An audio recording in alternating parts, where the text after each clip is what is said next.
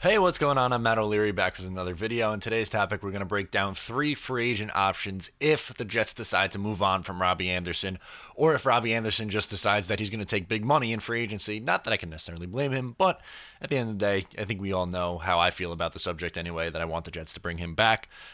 Before we get started, I'm Matt O'Leary. You can follow me on social media at Matt O'Leary NY, Facebook, Twitter, Instagram, TikTok, whatever your favorite social media platform is. You can catch me on there.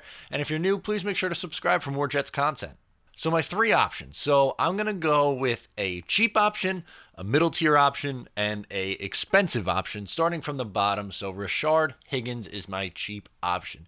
He was with Cleveland, and he kind of fell out of favor after a decently productive 2018 season. He did virtually nothing this year in 2019 with Baker Mayfield in Jarvis Landry and Odell Beckham. Wow, I don't know why I blanked on his name, but Odell Beckham in Cleveland. The offense did not click. That's why Freddie Kitchens is out of a job. That's why Todd Monken is now in Georgia. It just didn't work out in Cleveland, and he is a UFA and probably going to be a pretty cheap option as well. He's 6'1", 182, a bigger outside receiver. He had over 500 receiving yards in 2018, and he had 4 touchdowns. And like I said, he's just 25 years old. He's a cheap option.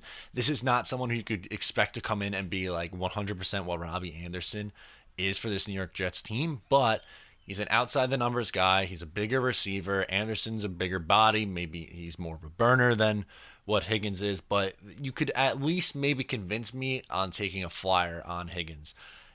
Is he my number one choice? No, but as a cheap option, I think that's probably pretty fair.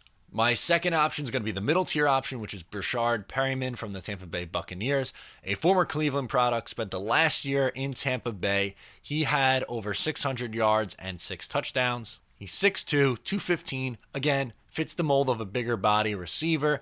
And the last 3 weeks of the year, he went on an absolute tear, over 100 yards in each of the last 3 weeks, a bunch of touchdowns to go along with it, a really big game against Detroit at the end of the season too.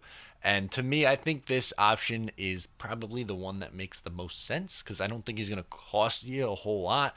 Obviously, Higgins is probably going to be maybe in like that $4 million range, where Perriman's probably going to be in that 6 to 8, maybe $9 million. You can convince me that he's someone who can get 700, 800 receiving yards in a year, which is something that Anderson's done over the last couple of years. Are they the same type of players? No. Robby Anderson's kind of a unique talent in the sense that he is one of the better burners in the league. Granted, but Perriman's a NFL level wide receiver, which is the Jets would desperately need, because I don't think you can go into the season with the current wide receiving core minus Anderson and a potential like second or third round pick, because let's be honest here, I'm pretty sure Joe Douglas is going to go offensive line in round 1. Not that I have an issue with that, but expecting a second or third round wide receiver to come in and play Robby Anderson's role is kind of crazy. The third, more expensive option is Amari Cooper.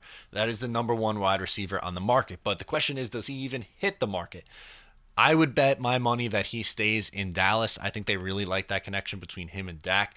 It worked for over 1,100 yards, 8 touchdowns. Amari is your prototypical number 1 receiver. There isn't a ton of that in the league. The Jets desperately need a true number 1 in a lot of people's minds. It makes sense, but it's going to be extremely expensive. You could look at $17+ million a year, probably maybe even closer to $19 or $20 million, which seems a bit crazy to me. I don't know, with all the Jets' needs, I don't know if I want to spend $20 million on a receiver. I could justify 13 or 14 for Robby Anderson, but for that extra 200 yards and 2 touchdowns, am I really going to go nuts and pay an extra $6-7 million a year on the cap? I personally would not. I think Robby Anderson and that $10 to $14 million range is more valuable to me, but I understand what it would be like to get Sam a true number 1 wide receiver and why that's appealing to some. But at the end of the day, I think he's staying in Dallas. So to me, of these 3 options, I want to go Perriman the best, I guess. After that, probably Cooper, and then Higgins as like a last-ditch effort. I think there's some potential there, but like I said, relying on him to be in the mold as an outside guy, I don't know. If he's my 4th wide receiver, I'd probably feel a little bit more comfortable with that. But ideally, to me, I think your best case scenario is if you bring Robby back, if you have a veteran wide receiver on the other side, Crowder, and maybe you get something out of Enunwa. I don't know. To me, that I think seems to make the most sense. And maybe draft someone in the mid-round. I think that also makes a lot of sense. Let me know what you think in the comments down below. Is there a receiver that I missed? I really like Randall Cobb, but he's another slot receiver, and you already have Jamison Crowder, so I don't know if you're going to go that route. So which wide receiver would you like the Jets to go after in free agency? If the Jets decide to move on from Robby Anderson, let me know. Thank you so much for tuning in. I'm Matt O'Leary. I'll talk to you guys next time.